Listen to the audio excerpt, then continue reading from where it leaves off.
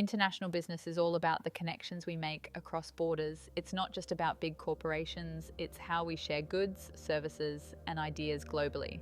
Take a Malaysian furniture company exporting chairs to Australia, or a Japanese car maker building a factory in Thailand. That's international business in action. Now, what's the difference between international and domestic business? Domestic business operates within one country, like a local nasi lemak shop in Johor Bahru. International business spans multiple countries, facing different laws and currencies. Think McDonald's adapting its menu for local tastes, like offering chicken in India instead of beef. Imagine domestic business as a football match in your hometown. You know the rules. International business, it's like playing abroad with new rules and a different ball. You have to adapt. Understanding international business is key in our connected world.